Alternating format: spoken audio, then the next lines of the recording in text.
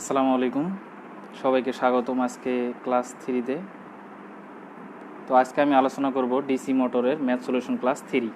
তো আজকে আমি লসের অঙ্ক করাবো, লস সমত। জেনারেটরের লস আর মোটরের লস প্রায় সেম, সব কিছুই একই এখানে, আগেরও তাই। তিনটা লস আছে, একটা হলো কপার লস, আর একটা হলো কোল লস বা আয়রন লস, আর একটা হলো মেকানিক্যাল লস। তো আমরা দেখে নিই প্রথমে কপার লস। কপার লস কী বলা আছে দেখেন, যে লেখা আছে যে আর্মেচার কপার লস, তাই না? কি লেখা আছে এখানে? এখানে লেখা আছে যে armature copper loss I square A R A, আর লেখা আছে যে শান্ট ফিল্ড কপার লস সমান কি আই স্কোয়ার এস এইচ গুণিত আর এস এইচ।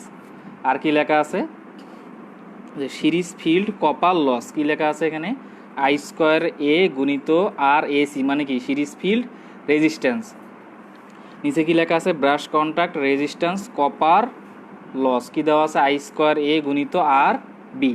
তাহলে আমরা দেখতে পেলাম যে কপার লস আমাদের শেষ হয়ে গেল, অর্থাৎ 4টা আছে। এখন কি দেখবো আমরা? ম্যাগনেটিক লস বা কোল লস, বা এখানে কি বলতে পারি আমরা? এটাকে আয়রন লসও বলতে পারি। তাহলে দুইটা কি? হিস্টেরেসিস লস আর হলো এডি কারেন্ট লস। তারপর আমাদের কাজ কি? মেকানিক্যাল লস, অর্থাৎ ব্রাশ এবং বিয়ারিংয়ে যে ঘর্ষণজনিত লস হয় সেটা, এবং উইন্ডেজ লস। আরেকটা আছে কি? Stray loss. দেখেন যে ম্যাগনেটিক লস ও মেকানিক্যাল লসকে একত্রে কি বলে? স্টে লস বলে। কি লেখা আছে এখানে? এখানে লেখা আছে যে ম্যাগনেটিক লস ও মেকানিক্যাল লসকে একত্রে স্টে লস বলে। এখানে ম্যাগনেটিক লস যোগ এখানে দেওয়া আছে যে মেকানিক্যাল লস। তো এখন আমরা দেখি যে ভেরিয়েবল লসটা কি আসলে। ভেরিয়েবল লসটা হলো যে আর্মেচার কারেন্টের সঙ্গে আর্মেচার রেজিস্ট্যান্সের যে মানে লস, সেটাকে আমরা ভেরিয়েবল লস বলবো। অর্থাৎ আর্মেচার কারেন্টের সাথে, অর্থাৎ আর্মেচারের সঙ্গে যে লসটা হবে, মানে I square A R a, তারপরে এখানে I square A R a plus R S E. এখন কি? Constant loss. এটা কি ডাব্লিউসি দ্বারা প্রকাশ করা হয়। এটা হলো যে শান্ট ফিল্ড কপার লসের সঙ্গে আমরা কি যোগ করব? যে শান্ট ফিল্ড কপার লসের সঙ্গে এখানে দেওয়া আছে যে shunt field copper loss. Shunt field copper লসের সঙ্গে আমরা কি করব? শান্ট ফিল্ড কপার লস হলো এটা, তার সঙ্গে আমরা কি করব? স্টে লসটা যোগ করব। শান্ট ফিল্ড কপার লসের সঙ্গে আমরা কি করব? স্টে লসটা যোগ করব। এখন আমাদের কাজ কি? শেষ। লস কিন্তু আমি দেখালাম যে আসলে কি কি লস হতে পারে। 3টা লস, একটা হলো কপার লস, আর একটা হলো ম্যাগনেটিক লস বা কোল লস, আর একটা কি? আর একটা হলো মেকানিক্যাল লস। এখন তার মধ্যে আবার স্টে লস আছে। স্টে লসটাকে বলা হয় কি? Magnetic loss plus mechanical loss. Variable loss কি? আই স্কোয়ারে আর এ, এবং এর সঙ্গে কি থাকতে পারে? সিরিজ ফিল্ড রেজিস্ট্যান্স আর এসিও থাকতে পারে। কনস্ট্যান্ট লস কি? যে শান্ট ফিল্ড যে লসটা আছে এর সঙ্গে কি লস? এই দেখেন যে এখানে স্টে লসটা আমি যোগ করছি। কি লস যোগ করছি? আমি স্টে লসটা যোগ করে দেখাইছি।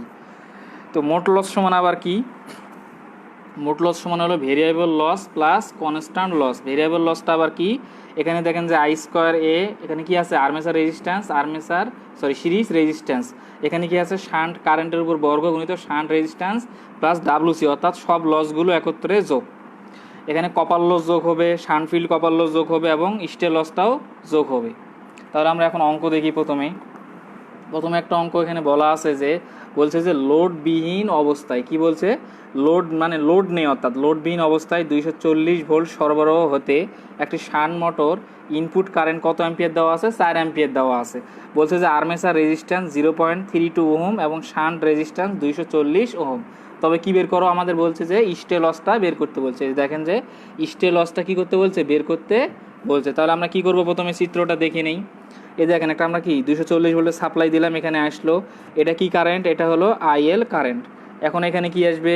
আই এ, মানে কি আর্মেচার কারেন্ট, আর এদিকে কি যাবে? Shunt current. তাহলে আমরা এখানে কি দিব? এখানে দিব হলো শান্ট রেজিস্ট্যান্স, আর এখানে কি দিব? Armature resistance. তাহলে আমরা চিত্র বুঝতে পারছি। তাহলে আমরা কি আইএসএইচ বের করতে পারবো? ভোল্টেজ ভাগ শান্ট রেজিস্ট্যান্স, মানে কি 240 ভোল্টেজ ভাগ 240 রেজিস্ট্যান্স, কি 1 অ্যাম্পিয়ার। ঠিক আছে। তারপরে কি আর্মেচার কারেন্ট, এই কারেন্টটা বের করতে হলে কী করতে হবে? এই কারেন্টের থেকে এই কারেন্টটা আমাকে বাদ দিতে হবে। তাহলে কি সূত্র? আই এর সমান IL minus I S H. তো আমি কী করছি? এখানে 4 থেকে 1টা বিয়োগ করে 3 অ্যাম্পিয়ারটা দেখালাম। এখন কি আমাকে ইবিটা বের করতে হবে। তাহলে ইবি সমান সূত্র কি? ভোল্টেজ মাইনাস আর্মেচারের ড্রপ। তাহলে ভোল্টেজ দিলাম, আর্মেচার কারেন্ট কত? এই যে 3 অ্যাম্পিয়ার আর্মেচার কারেন্ট, এই যে আই এ দ্বারা গুণিত কি আর্মেচার রেজিস্ট্যান্স কত? 0.32 ওহম, অর্থাৎ এই যে আর্মেচার রেজিস্ট্যান্স। এখানে যে আর্মেচারটা আছে তার রেজিস্ট্যান্সটা কত দেওয়া আছে? 0.32। তাহলে এখানে ভোল্টেজ থেকে আর্মেচারের ড্রপটা বাদ দিলে কত থাকে? 239.04 ভোল্ট। তাহলে আমি ইবি বের করলাম। এখন আমাকে বলছে স্টে লস কত। তাহলে আমি স্টে লস সমান কি লিখছি, ইবি গুণিত আই, অর্থাৎ ব্যাক ইএমএফ গুণিত আর্মেচার কারেন্ট। তাহলে ব্যাক ইএমএফ কত, 239.04 গুণিত 3, যে গুণ করে কত আসছে আমার 717.12 ওয়াট।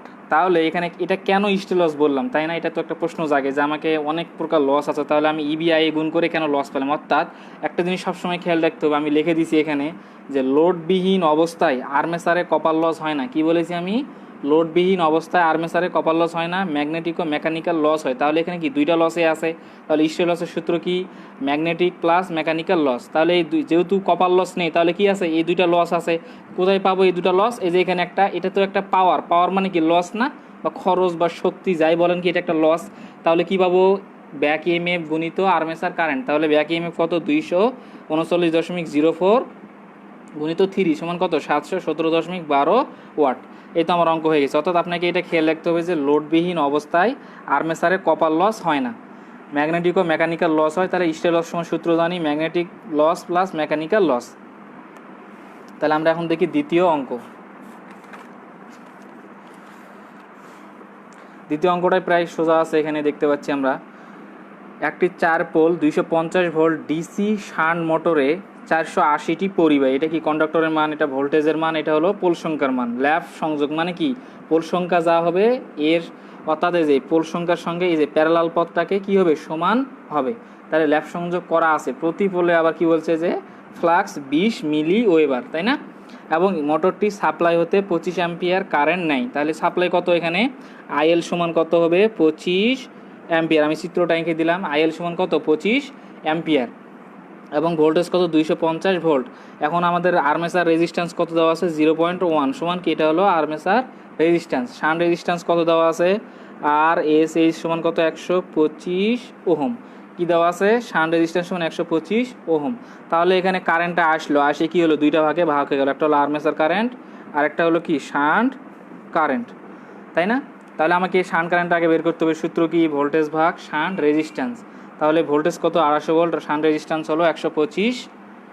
তাহলে এখানে কত পেলাম, 2 অ্যাম্পিয়ার পেয়ে গেলাম। এখন আমার কাজ কি, আর্মেচার কারেন্টটা বের করা। আর্মেচার কারেন্ট কত পাইছি আমি, এখানে হলো কি আইএল মাইনাস, এতে এই কারেন্টটা বের করতে হলে কী করতে হবে, যে 25 থেকে শান্ট কারেন্টটা বিয়োগ করতে হবে না। তাহলে 25 মাইনাস 2 করলে কত, 23 অ্যাম্পিয়ার। এখন আমাদের সূত্র দেখেন, যে টর্কের সূত্র কি লিখছি আমি এখানে, 9.55 গুণিত ইবি আইএ ভাগ এন, অর্থাৎ গতিবেগটা আমাকে বের করতে হবে টর্ক বের করার জন্য, তাই না? তাহলে আমাকে আগে এই যে দেখেন সূত্র, তাই না, ইবি সমান 5Z এনপি ভাগ 60A। তাহলে এই গতিবেগটা বের করতে হবে, কিন্তু আমাকে গতিবেগ বের করতে হলে কী থাকতে হবে, ব্যাক ইএমএফটাও, এই ব্যাক ইএমএফটা কী করতে হবে, বের করতে হবে। তাহলে বের করলে সূত্র কি, ভোল্টেজ মাইনাস আর্মেচারের ড্রপ। তাহলে ভোল্টেজ কত, 250, আর্মেচার কারেন্ট কত, 23, আর্মেচার রেজিস্ট্যান্সের মান 0.1, সরি 0.1। তাহলে এটা বিয়োগ করলে হয় 247.7। তাহলে এখন আমি এই যে ইবির মানটা এখানে বসালে, এই সবগুলোর মান বসালে কী পাবো, এই যে গতিবেগের মান পাবো। তাহলে ইবির জায়গাতে ইবির মান বসাইছি, এই ফ্লাক্সের জায়গাতে কী বসালাম, 0.02। জেড মানে কি, কন্ডাক্টর 480টি, আর এখানে এন এর মান তো থাকবে। পি আর এ কী হবে, কেটে যাবে, কারণ কি এখানে ল্যাপ ওয়াইন্ডিং বলছে। ল্যাপ ওয়াইন্ডিং বললে কি হয়, পোল সংখ্যা ও এ বলতে কি প্যারালাল পথ সংখ্যাটা কি হয়, সমান হয়। তাহলে এখানে 60 তো আমার সূত্র অনুযায়ী এন এর মানটা পাবো না, আড়াআড়ি গুণ করলে, এইভাবে গুণ করলে কী হবে, আমি এখানে এন এর মানটা আরপিএম পেয়ে গেলাম। কত পেয়েছি, 1548.125 আরপিএম। এখন আমার কাজ কি, এখন আমার কাজ হলো যে এখানে দেখেন যে কী বের করতে বলছে, বলছে যে গ্রোস টর্ক আর হলো ব্যবহৃত টর্ক বের করো। তাহলে আমাকে গ্রোস টর্কের সূত্র ফেলতে হবে একটা, আর একটা ব্যবহৃত টর্কের সূত্র ফেলবো। তাহলে দেখে নেই, তাহলে গ্রোস টর্কের সূত্র কি, 9.55 গুণিত মোটর আউট, এখানে ইবি আইএ ভাগ এন, কি দেখাইছে এখানে 9.55 গুণিত ইবি আইএ ভাগ এন। তাহলে এটা দিলাম, ইবির মান মানে কি, ব্যাক ইএমএফ মান বসালাম, আইয়ের মান এখানে বসালাম, গতিবেগের মান তো আমি একটু আগে বের করলাম, তা বসালাম। তাহলে এটা ক্যালকুলেশন করলে কত হয়, এটা ক্যালকুলেশন করলে হবে, এটা ক্যালকুলেশন করলে কত হয়, 35.14 নিউটন পার মিটার। এটা হলো কি একক, টর্কের একক কত, নিউটন পার মিটার, এটা কিন্তু ভুল করা যাবে না। তাহলে এখন কি আমাকে বের করতে বলছে, যে ব্যবহৃত টর্ক। দেখেন ব্যবহৃত টর্কের সূত্র কি, 9.55 গুণিত মোটর আউটপুট বা কেন, কিন্তু প্রশ্নে কি মোটর আউটপুট আছে, নাই। তাহলে আমাকে বের করতে হবে না। তাহলে আমরা জানি কি ইনপুট সমান কি, ভোল্টেজ গুণিত কারেন্ট। ভোল্টেজ গুণিত কি, এটা ভোল্টেজ গুণিত কারেন্ট। তাহলে আমাকে ভোল্টেজ কত, 250 ভোল্ট, আর সাপ্লাই কত যায় 25 অ্যাম্পিয়ার, তাহলে এই দুটো গুণ করলে কত 6250 ওয়াট। এখন আমাকে যদি আউটপুট বের করতে বলে কীভাবে পাবো, ইনপুট মাইনাস লস। তো লস কি, armature copper loss, shunt copper loss আর স্টে লস কিন্তু প্রশ্নে দেওয়া ছিল। তো স্টে লসের মান বসালাম, শান্ট কারেন্টের মান দিলাম, স্কোয়ার দিলাম, গুণিত RSH এর মান বসালাম 125। এখন কি আর্মেচার কারেন্টের মান বসালাম আর আর্মেচার রেজিস্ট্যান্সের মানও দিলাম, আর ইনপুটের মান তো যে আমরা বের করছি এটা আমি বসালাম। তাহলে আমাদের আউটপুট কত আসে, 4887.1 ওয়াট বের হয়ে গেল। এখন আমার কাজ কি, ব্যবহৃত টর্কের সূত্র ফেলা। কত, 9.55 গুণিত মোটর আউটপুট ভাগ এন। এন মানে কি, ঘূর্ণন সংখ্যা। এই যেটা আমি পেয়েছি এটা কিন্তু চেঞ্জ হবে না। আউটপুট তো আমি যে একটু আগে বের করলাম সূত্র অনুযায়ী, তাহলে এটা ক্যালকুলেশন করলে হয় 30.147 নিউটন পার মিটার। তাহলে আমার ব্যবহৃত টর্কের সূত্র কি আলাদা, আর হলো গ্রোস টর্কের সূত্র কিন্তু আলাদা। দেখতে প্রায় সেম, কিন্তু এখানে খালি একটু চেঞ্জ, আউটপুট আর এখানে কি আছে EBIA, এটা কিন্তু আপনাকে খেয়াল রাখতে হবে। তো আজকে এই পর্যন্তই, কালকে আমি দক্ষতা করে শেষ করে দেবো। সবাই ভালো থাকবেন, আল্লাহর রহমতে। আসসালামু আলাইকুম।